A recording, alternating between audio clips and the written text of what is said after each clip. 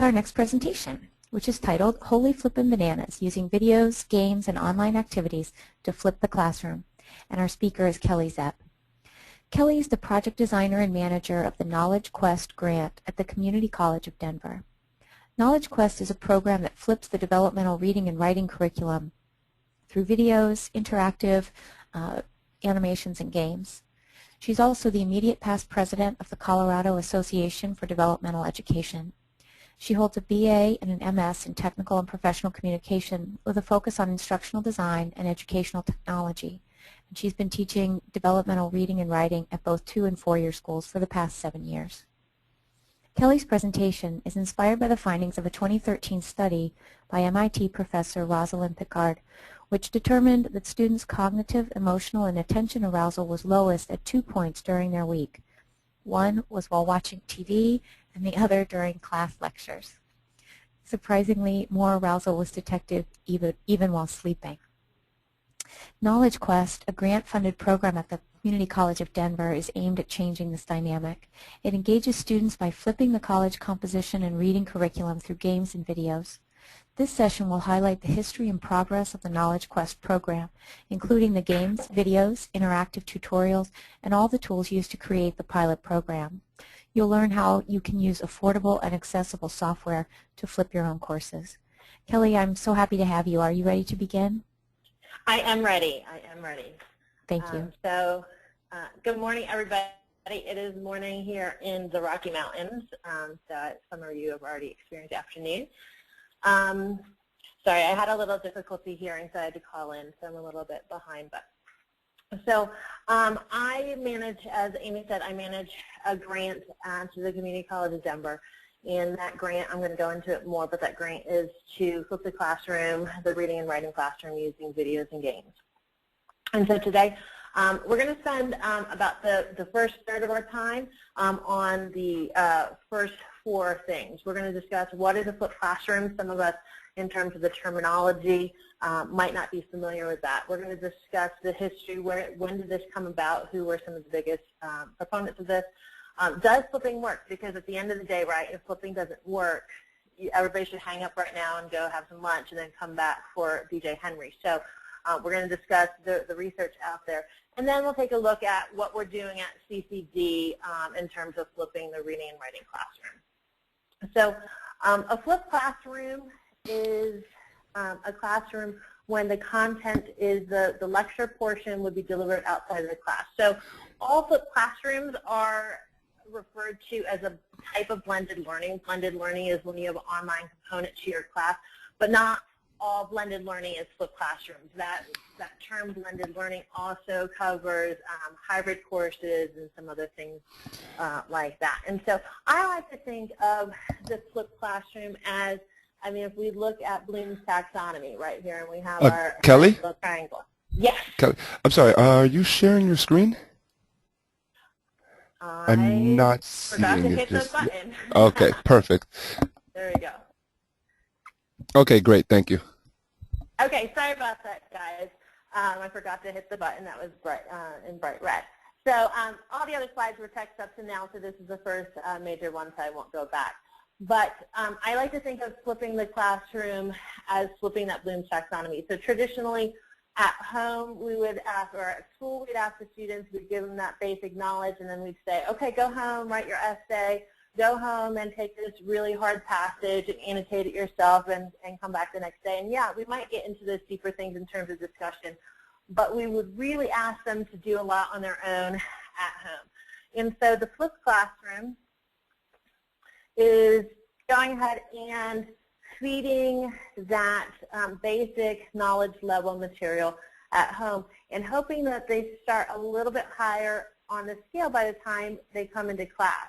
And also that they've had that overview of the material, whether it be, you know, vocabulary or annotation, and then we can spend the class time practicing those skills.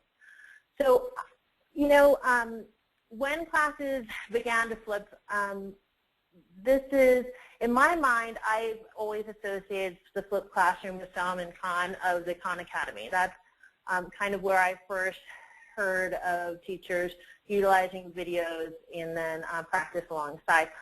But apparently John Bergman, and Aaron Sams, they're right here in Woodland Park, Colorado. That's outside of Colorado Springs, up in the mountains.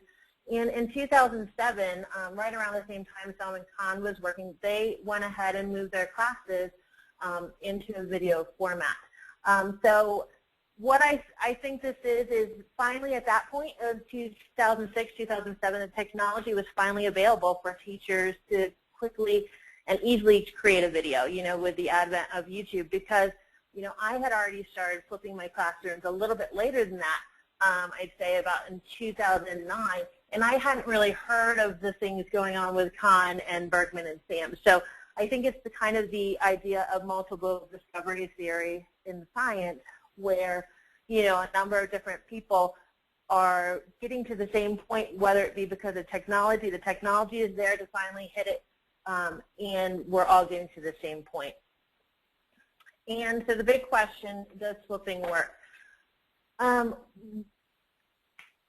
Right now, the research is very slim, and I will tell you, in NCTE, I looked for other people doing flipped classrooms in composition, in developmental reading and writing, and there were no articles that specifically discussed. There were 2 articles that peripherally just talked about the idea of flipped classrooms. And so in terms of reading and writing, I don't think we really know if it works.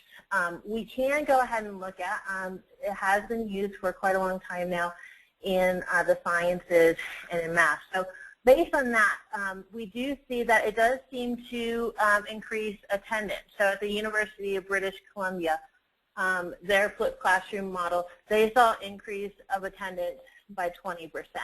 They also in this same study showed that there seemed to be a 40% increase in student engagement.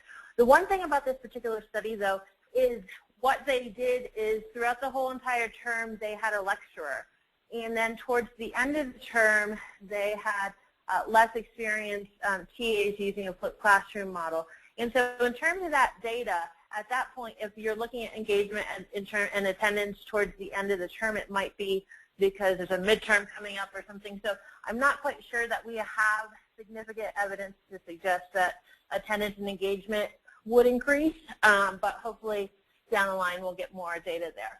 At the University of Washington, and they flipped their Introduction to Biology program. And in terms of failure rate, the class decreased the failure rate from 17% to 4%. And then there are just some basics, so there isn't specific research to discuss a flipped classroom can allow you to accelerate the classroom. If you have all your videos up on your LMS, whether it be D2L or Blackboard, students can go through at their own pace and look at those things, and potentially even, it's not what we're doing quite in my classroom, but you could really have a differentiated classroom. So students who moved ahead are working together and you're facilitating that, and students who are, kind of a little bit behind are working together. So in terms of acceleration and feedback, just in general practice, those have shown to, if you can increase, quality feedback and accelerate your program, these are 2 instructional interventions that have some of the strongest effect size for your student population. So even though we don't have the specific research to show that flipping, is going to have a great effect on our students, because it does give us the opportunity to accelerate the class and provide more feedback to our students, we can perhaps then deduce that they would have a strong effect size. The last thing, one big thing that we want to do is we want to know if there is increased performance, and this is where there is a little bit more data. So in the program at the University of Washington in their Introduction to Biology, students increased their A's, so the A scoring students moved from 14% to 24%. At the University of British Columbia, on a multiple choice test after the fact, after the flipped classroom, the students also, we saw they scored twice as well on that multiple choice test. In an intro to calculus class at the University of Michigan, students also made gains at twice the rate. And then there was a more informal survey of 453 instructors who flipped the class, and of those, 67% reported increased test scores. So it does seem to show that there is research moving into that direction again. I'm really excited about our program because we want to look at the data. Is what we're doing, does it work? Because it does take a lot of time and effort to create videos and to flip the classroom. And so we don't want to get into something where we're spending all this time and we don't really have outcomes that are greater than what we had before. So now that you have a little bit of the background, I want to share what our program is doing. Okay, so we are flipping reading and writing at the Community College of Denver. Okay, and I'm not sure how many of you are familiar with what's going on with developmental education in Colorado. So it used to be we had 3 classes, 30, 60, 90. I guess a year and a half ago we got rid of 30, and so we only admitted students who could test into 60.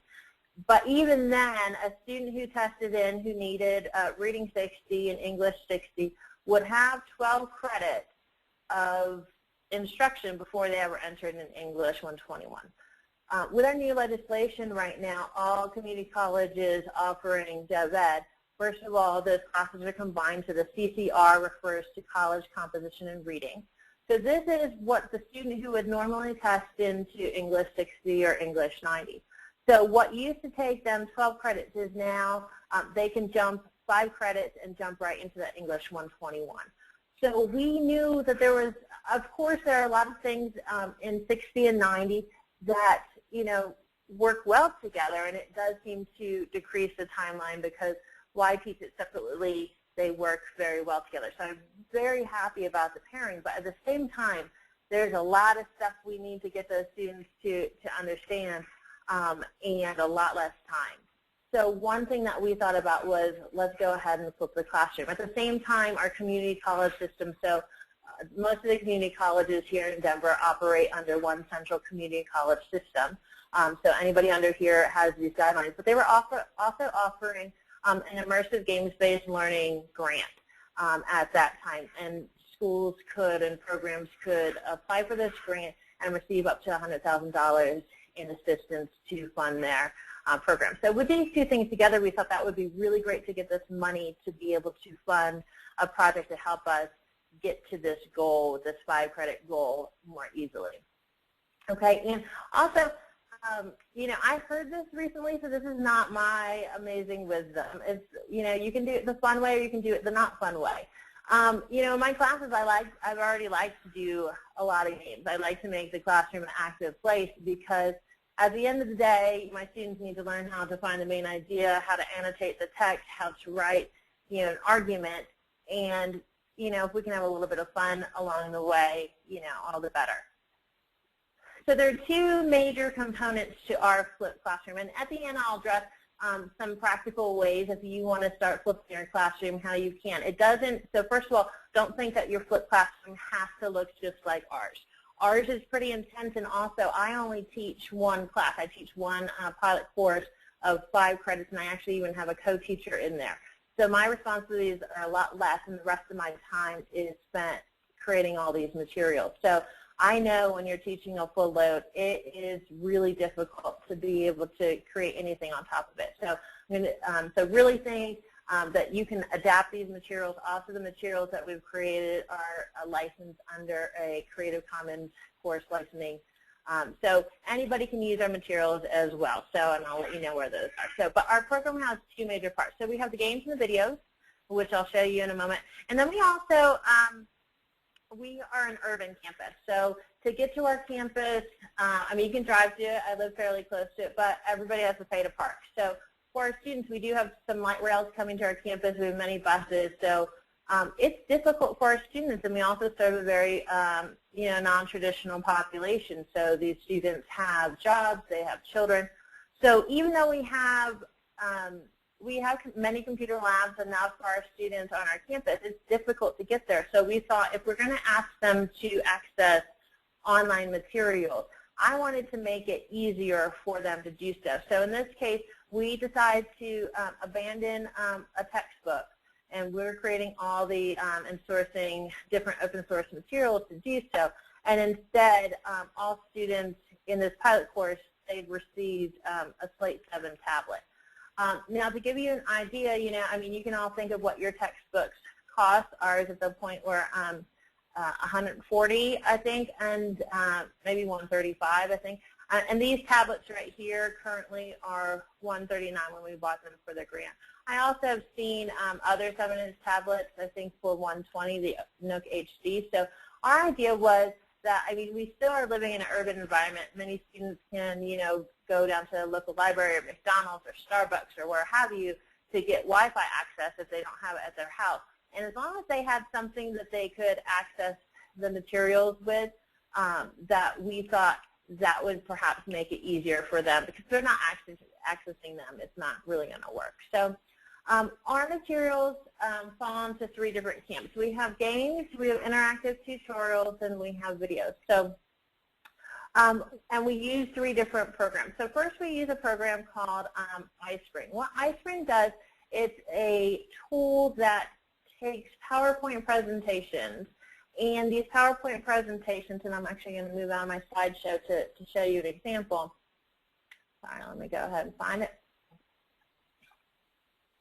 So right here is an example of a tutorial created in iSpring. So iSpring is simply an add-on to your PowerPoint. So if you go ahead and look at my PowerPoint, you'll see I actually have 2 of the presenter and the pro right here. And you just get 2 extra tabs on here. So I wanted to pick software in some ways that I did that other faculty could easily use. And this is something that is a little time-consuming, but it's fairly easy to do. So this particular tutorial right here is just a PowerPoint slide that I created in PowerPoint.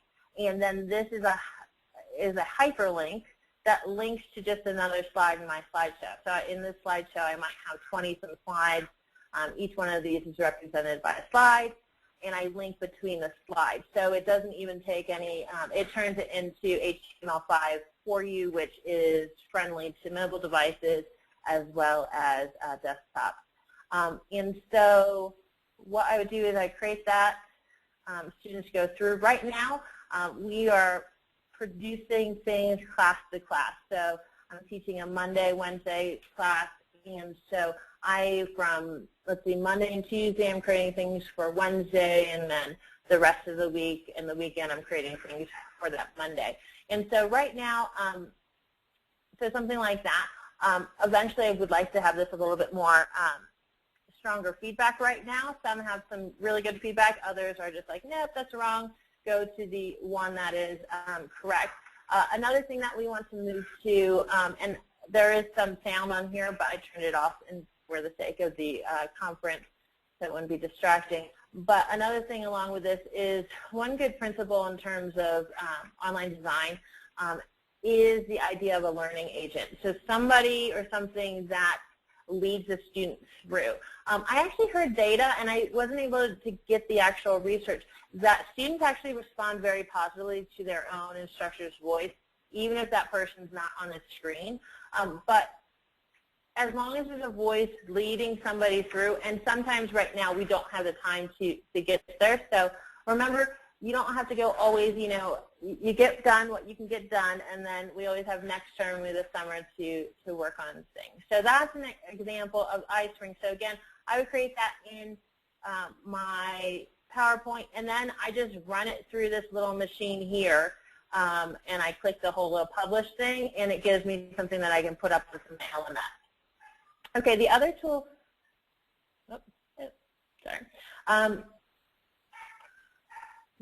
friendly. Other tool that we use is eLearning Brothers. So eLearning Brothers is a site that offers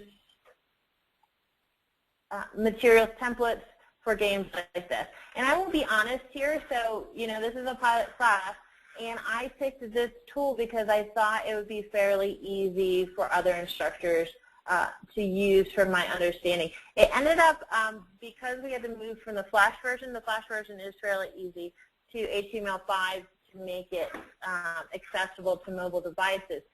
I'm going to tell you the templates on eLearning Brothers are not that friendly to use. If you have a background in web design and Dreamweaver, You have to go in there, and once you get that down, you have to edit the questions, but then you also have to have server space to put this on. And again, that's why we're a pilot program, seeing what works and what doesn't work, because technology changes so quickly. One thing, first of all, once I go ahead and create these are fairly evergreen. So what a student would do in our LMS, they would go ahead and access this particular, this is a rendering of the video. So they've watched this video. These characters lead them through the synonyms, antonyms, the various context clues. Then they come in here and have the chance to go ahead and practice right away. So they practice their skills in here, and then by the time they come into class, they still are confused. At least my students on my level. There are many times, this video is not answering every single question, but because I often have to repeat the same things over and over again to my students, they at least have heard it once, and they've gotten at least one little piece of the puzzle. So, for example, recently we were talking about compound sentences. And so the students really understood the whole idea of coordinating conjunctions. They watched the video, and they had those fanboys down, and they could identify the fanboys and figure out if those sentences being accomplished or not. But they kind of missed the part about transitional expressions and conjunctive adverbs. And so, but at least, like at that point, I'm not spending class time. And the students then also pool their knowledge. Like they're like thinking, what else could it be? And somebody thought of like a however, a moreover. And so we were able to pool that and started a place where if I had just introduced compound sentences in the class, it would have taken me a couple classes at that point to get there. So again, we're starting a little bit further down the line. Sorry, let me get back to my PowerPoint. The last tool is Camtasia. So I don't know if you guys are familiar with Camtasia. It's a screen capturing program. It can also, if you have a computer enabled with a video camera, you can record yourself, or if you're recording something with your phone camera. So I was warned that if I have video in here, it might cause some lagging. So these are simply some screenshots of a video I created in Camtasia. Again, I created this all in, I typically just work in PowerPoint. So you can build a story. And one great thing about creating games and videos is that you can really engage somebody's schema. Okay, and if you can attach, I went to this great talk. So Dr. Jeffrey Borden was here for an immersive games-based conference, and he was talking about, that we tend to remember something when we have an experience that goes along with it. And so you can build that story within video. So this particular video is about pre-writing. Okay, and so we have the word picture and the actual picture, I suppose, that writing's the bridge that you build. And so along this, the two little, there's the reader on the one side, here's the reader, and we have the writer on the other side. And we talked about how if the writer has done a really good job, the reader, will be able to understand and will make it across to his point of view. And here, it's very tragic.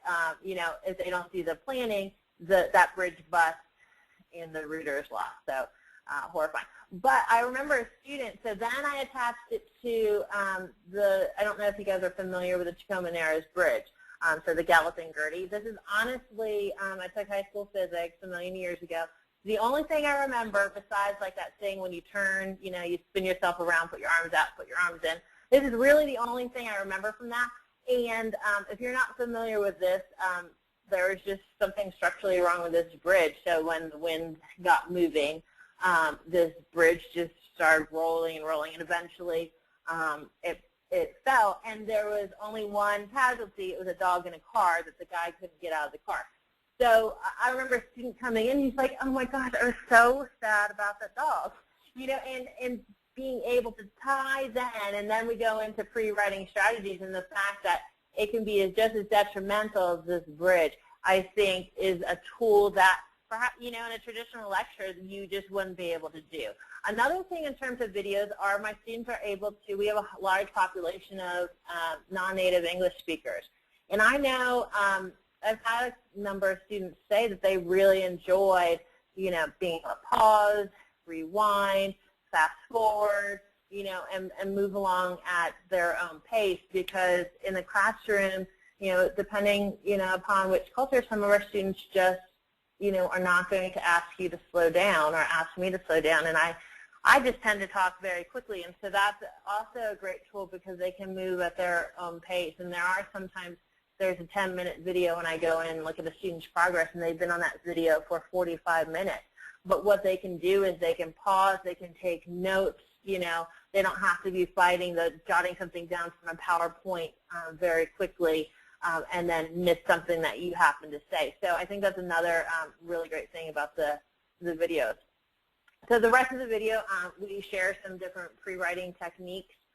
And then I believe after this, the activity, I'd ask them to go ahead and apply these skills right away. So they can go ahead and attempt these. So they would have already been introduced to a particular essay that they were writing. In this case, I think it was an extended definition. So they would be, they'd know that they have that in mind. So now that they've seen some different pre-writing strategies, they go ahead and try them. And then when they come into class, we really look at those pre-writing skills and build on those. And we work in small groups. Especially because we even have 2 teachers in the classroom, every student gets their pre-writing activity looked at by an instructor. Same thing with our thesis statements. We're able to, because when you move this into the classroom, we have the time to look at every single student's thesis statement. Oftentimes they have many different students looking at their thesis statement. They're getting a lot of different feedback regarding that. Okay, and the last thing that we use, our learning management system is D2L, and this is an invaluable tool for us. So it helps us analyze what's going on in the classroom. So for example, we had a video that just showed students how to use Microsoft Word to format an MLA style paper. Now this is something that we totally new to the video. If a student wants to talk to us during office hours about this, they can, but we're not going to use class time to do this because we were fairly certain that it would be clear through the video, click this button, now click this button. And I got back their sample, I think it was their sample works cited page, something along those lines. And I started freaking out because I thought, oh, this doesn't work, because some people did it really well, but lots of people did it very poorly. But when I went into D2L, D2L has, and I would assume the other LMS learning management systems do as well, I could go ahead and look at my students' progress. And I saw a direct correlation between the student who watched the entire video and maybe even watched it more than once, who were in that module. And again, I can't tell how many minutes are on task, but I can tell that if a student never accessed the video, or if they were only in it for 30 seconds, that, is an indication that they did not, get the whole lecture. And so at that point, it gave me an ability to analyze my course and decide, because what I would have done in the past, if I hadn't had that information, I would have thought I need to take classroom time to go ahead and teach this, and then something else would have to get moved. But here I just said, hey guys, you need to watch this video if you have questions. There's office hours, we have the lab. But it was something that certainly didn't need to have, our precious class time being used. So we're really looking at D2L because we want to make sure that the things that we're creating, aren't just busy work for our students. They actually, help them become better writers and be prepared for that English 121. And right now, we're really relying on the data that we're getting from D2L. And it's also just a great place as opposed to just asking our students to bounce outside of the LMS all over the internet. Bring everything in there so it just makes that experience easier for the students. So as I mentioned, I think I kind of went over this. The second part, we had the games aspect. The second part is the computer issue. And so I know it's difficult for our students to access online materials, as well as, we have a number of older students who just don't feel as comfortable in that environment. So we see this as an opportunity to help train them as well as in a secondary curriculum in digital literacy. So because we need their, we didn't want them to be creative, but all the lectures are online. We don't want them to cause major frustration. So that is where, as I mentioned already, that we provide the tablet for them. So for this term, we have purchased tablets through pilot money. We give them to the students. Students are able to take them home, use them as however they want. They'll return them at the end of the term. Next term, when we move to, from this pilot class, we have one pilot class this term, we'll move to, I believe, 8 sections. And what we're going to experiment with is having students purchase a tablet if they don't have a device that can already access online things in lieu of a textbook. So that's kind of where we're headed right now. So I think we are I'm wrapped up with what I have to say. Do we have any questions? Kelly, would you talk a little bit about kind of student response to this type of environment? What are you seeing? What are you thinking? What are you hearing from your students? So some of the response has been, I mean, it was definitely positive. So as I mentioned with our non-native English speakers, they've even said, they appreciate being sorry, I'm stumbling on my words. Being able to take the time and being able to return to something else. At the beginning of the term, I'll tell you, we did have, there was some pushback because we do have some, especially with our older students. So we have some older students, and that was just one of the things that you really need to do is what we do is we start off, low stakes environment. We have them accessing D2L for smaller tasks. That first 2 weeks, we're really training the student. We also ask them to, if the student needs accessibilities, we push them to accessibilities or to the lab. We're really trying to get them comfortable. And I would say for some of our students, it probably took about 3 to 4 weeks to feel very, very comfortable where I wasn't hearing like, oh, I couldn't do it, I couldn't access the materials.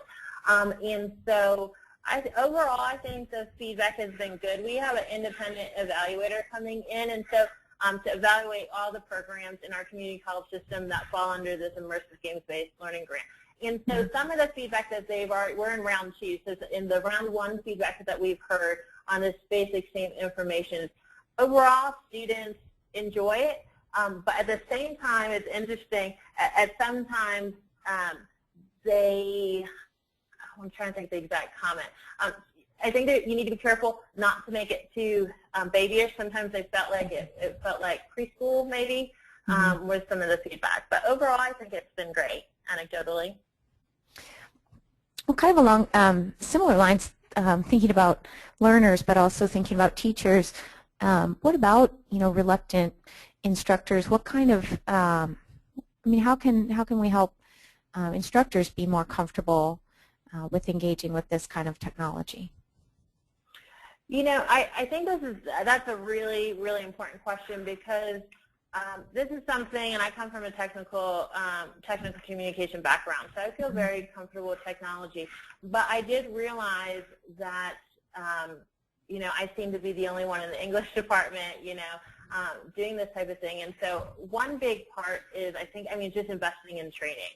And so I have been working with our faculty, and there are a number, once they figure out, especially the Camtasia piece, how easy it is, and they have those pieces of the puzzle, they've been very receptive. And so we have, I'd say, 4 different faculty I've been working with this term who are very excited. But traditionally, so far at CCG, it's really been our faculty learning community for flipped classrooms has been very heavy English and math. So I think that the training and actual, we know the difference between good professional development that's helpful and poor professional development. And some of these same colleagues had been to, say, a larger flipped classroom training, but it moved so quickly they didn't have the one-on-one assistance. They couldn't ask the questions. So, making it a small group environment, just a couple people, allowing them to have the time that they need, having somebody in the department who knows what's going on, if they feel comfortable. I have faculty who feel comfortable saying, hey, I did this to this point with Camtasia, but something's not working. Can you help? And so when they have that, whereas if they have to rely on our teaching and learning, it's called TLC, what the C is. But the people who provide the professional development, I think then they're just not, it's all the way in a different building across campus, they're just not going to spend their time doing that. So I think that's a big thing. Yeah, that's a good point. There are a couple kind of related questions here, sort of about the logistics of things. One is about, do you impose deadlines for student projects online?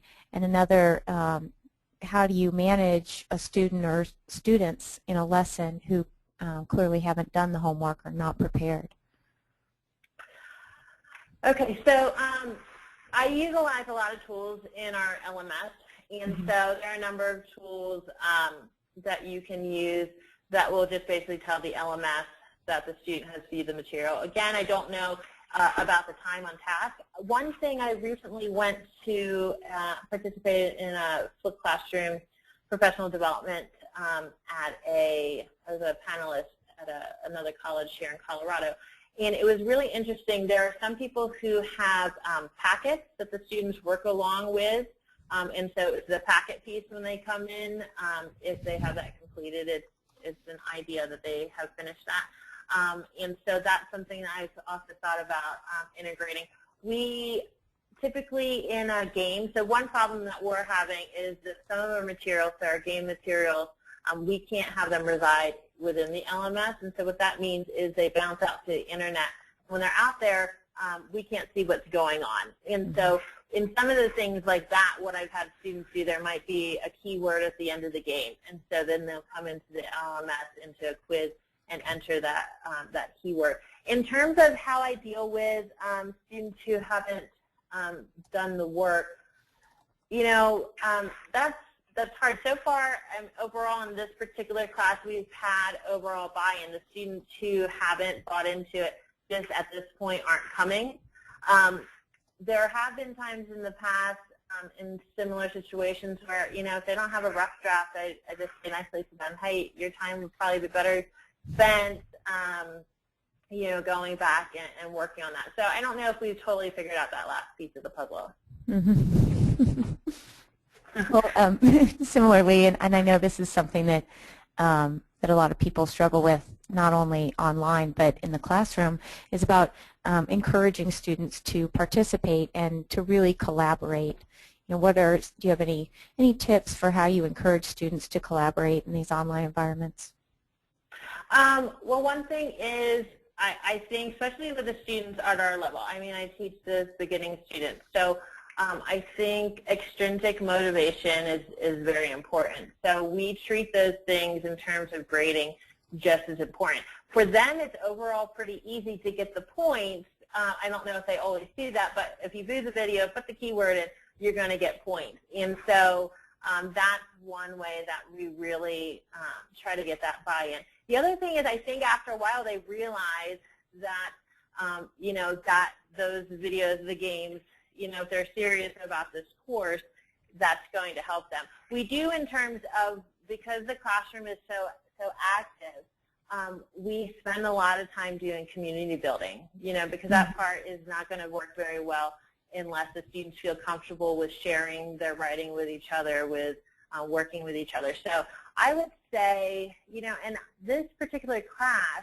we had, there's 18 students at this point, and I would say we had 7 really vocal people, and try as we might, like those people kept dominating. And so I was just getting worried and thinking about how can we, make sure everybody's getting their voice in there and switching things up. But all of a sudden, for whatever reason, the dynamic shifted that it has really been a place where everybody is just super willing to talk to one another. It was interesting. We did maybe 2 weeks ago. So we've been talking about comparative analysis. And so a while back we had read an article about Marie Curie. We used it in terms of an annotation activity during class. Well, then I brought in a similar article about George Washington Carver. And we went through that. And I forget why we were reading through it. We were practicing another reading skill with that piece. But then in order to really hit home the idea of comparative analysis, we then pitted the 2 people against each other. So I told the students that only one of these people could live. So it was either Marie Curie or George Washington Carver. The other person never existed. So it was very, very extreme. And that those students we're so passionate. First of all, most people like peanut butter better than they like radiology, I found out. So more of my students really wanted George Washington Carver to stick around. But, and it was as we were going through, we talked about, you know, points of comparison and everything. But the amazing thing is as we walked outside, because we were housed in these modular buildings, we walk outside, beautiful day, and I'd say I have half my class still there talking about who should live, George Washington Carver or Marie Curie. So, you know, and that was just an amazing point. And it was funny because they were even physically standing. One side was on one side of the sidewalk and the other side was on the other side of the sidewalk. And really getting to that point where they're really thinking things through and passionate about the subject. And so, you know, at that point it's like, okay, we've got something going on here that we can really build on for the rest of the term. Yeah, that's such a great moment, and I think it's an interesting observation also on that kind of hybridity that that students, you know, it really is ideal if they have some face-to-face involvement, but also you know, that kind of digital involvement, because it's almost like they're two different types of dynamics. Like I was thinking when you were talking about how the dominating voices in the class, the dynamics shifted and everyone began participating. And I think sometimes people, when they're teaching online, they think about that kind of dominating voice as being more problematic or more threatening. But in reality, it does seem like it often kind of some equilibrium develops more quickly in an online class than in a face-to-face class, where those dominant voices sometimes just pretty much take over for the whole semester. You know what I mean? Right. There are another couple quick sort of practical questions having to do with, can you suggest some resources for instructors? Just, you know, where would you start if you were wanting to move toward a flipped classroom? And more specifically, are there some examples or sources or sites that could help somebody get started? The very first thing, I would ask, first of all, on your campus, what resources you have. Because you might already have Camtasia sitting around on some computers, or that they can load on your computer that you just don't know about. But if you don't have resources, Camtasia is not overly expensive, but, you know, for those of us, if you're adjuncting or whatever, we don't have that disposable income. So the very first thing that I started using was this this program called Screencast-O-Matic. So it's nothing that you even have to download onto your computer. You go to screencast-o-matic.com. I think there are a few other free screen recording sites. And then I would develop, you know, a PowerPoint. I personally, although there are some math instructors, there's a lot of math instructors who just go old school, pen and paper, and they have this one lady I was talking to, she developed like this very crazy cantilevered system, which at the end of the day was just like her duct taping her cell phone onto some other thing so it could just record what it is that she's writing, and talking through math programs there. Some classrooms I know, or some campuses, I know you guys have like capturing classrooms, so that'd be great just to go ahead and grab one of those capturing classrooms. And just even again, I don't think, for myself, first of all, I don't write very well, so I like to have things typed and use images and things like that. But if you're in a particular discipline, you know, where you can go ahead and writing something, or sometimes once in a while just doing like a compound sentences. I have done that in terms of writing, write the compound sentence and then, you know, identify things. So I think Screencast-O-Matic is a really great place to start. You just come here, you can hit the start recording button, record what's going on. The one thing that goes on with Screencast-O-Matic, you don't have editing abilities, but I will tell you, if you're teaching a load, you don't have time at this point to edit. You know, it's just quick and dirty, and just keeping in mind that, you know, your lecture in the classroom is not clean. You know, like if you stumble over words, you know, you trip over things in the classroom, and so your students are used to that. And so don't get so hung up. You know, I've had videos where if I'm doing them at home, my dogs are barking in the background, or my little son, you know, they hear. And actually, that's some of the things that they really pick up on and they think are really funny. So this is one really good place I would start. And then I would just post them up to YouTube, and you have that ability on this website. To do YouTube, you just have to have a Gmail account. So Gmail and YouTube are kind of integrated Google. And it's really, it's kind of after you're done producing it, you hit the one button, sign into your YouTube, and you're good to go.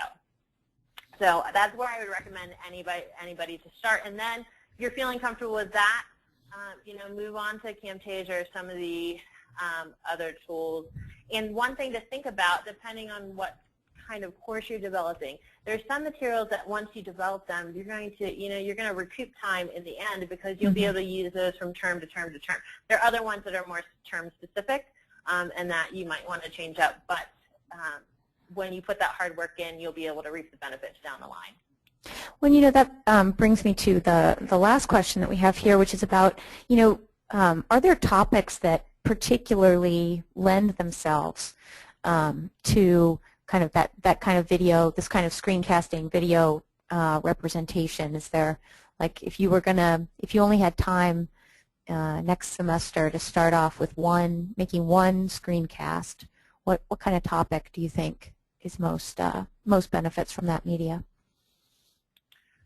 Ooh, that is hard. It's like picking my favorite child. I only have one child, so it's pretty easy. It is that child. One good place to start in terms of, composition, I think the basic grammar rules are nice because those are going to stay the same all the time. You're going to be able to use those the next term. The things that you think, are maybe, I guess it just depends on the student. So for my class, it would be, I think, if I did 4 videos, it might be on compound sentences, on complex sentences. So the sentence types, run-ons, and sentence fragments, if I started some work. Because I know that's something that students could just go ahead and watch those and kind of get a handle on. And if I marked in terms of their paper, oh, you're struggling with this issue, you could go watch this particular video. Because that's one thing I've seen with the, when we've been dealing with some grammar issues, that those are videos that students will return to throughout the term. So even though I'm making them watch them once, because, I'm asking them to do that, and that's what we're covering, that, they will sometimes, if they're struggling with that thing, they'll return to that video multiple times. So I would maybe start there because that's a fairly, it's also a fairly discrete subject as well. One thing that I forgot to mention is I really try to keep my videos 3 to 5 minutes. Yeah. If I were teaching more advanced classes, I would maybe feel comfortable going up to about 10 minutes. But just even in terms of research, things that engage, like it kind of wears off after that 10 minutes. So even if I have my students having, maybe watching 15 minutes of video, breaking those up into chunks and having something happen in between, I think is really key. But I will tell you, it is hard to get short, good video. That's when sometimes my earlier videos were a bit longer because you need to get that editing in. Yeah. Sometimes to get them that short. And so at this point, if you're just starting, I say don't worry too much about it. Try to chunk it up a little bit, but then you can go back and edit later on when you have some time. Yeah, those are really good points. That is when things are short and modular, they're also more likely to be reusable for you. Like the longer the video is, the more likely that some part of it may be something you rethink or don't need to teach in the next semester. But in putting these kinds of things together, it's also your point earlier about being able to see what resources students are looking at and how much time they're spending looking at that resource. That would be really valuable too. That once you put a few things out there, you can kind of see what students are looking at the most, and then try to think about patterns. Is it mostly grammar stuff? Is it mostly writing process stuff? And so as you work on it more, you become more sensitive to the types of resources that are most beneficial. Yeah, with something that you just said, it reminded me somebody at this panel that I was on about flipped classes. Somebody had remarked that she learned not to name things. So she was working through her book, and she just called it like Chapter 1 material, Chapter 2. But then when, so those aren't quite as evergreen. So in terms of chunking up into topics that, will be applicable no matter what textbook you're using, or to make them as evergreen as possible, and utilizing titles that are more topic driven as opposed to textbook driven. That was something that I mean, luckily I just hadn't done that, so I was like, woo, I didn't make that mistake, but I could totally see having organized things that way, and it just makes it more difficult to reuse the next term if your book changes. Exactly. Yeah, exactly. And more difficult to, use those in other classes because, sometimes, you like something like you were talking about with sentences, you could use that in everything from basic writing through creative writing and professional writing. I mean, those kinds of resources are valuable to writers at every stage. So. Yeah, like the plagiarism tutorial that I created. I know when I had presented at a different conference, there's another woman teaching comp, but she's like, we still have to deal with plagiarism at all these different turns. That's something that's not necessarily going to change, and so that's something she could just take from, that's something I've already created and pop into her class. And that's another thing to think about, working together, which is what we're doing with this grant. So it's not just single people on their campuses creating really great content on their own, that, working together and figuring out what people's strengths are, and, perhaps as a department creating a set of resources that could work, in multiple classes. That would be a great way to utilize your time and create quality resources as well. Well, and even to use it as a kind of professional development event, or, for people who teach graduate students, that this would be a great thing for them to have as part of their application portfolio when they go on the job market, to be able to show those kind of tools. So that might be something some people could think about too. Kelly, these have all been such great ideas. I always enjoy talking with you, and I really appreciate you joining us today. Okay, thank you so much. Thank you.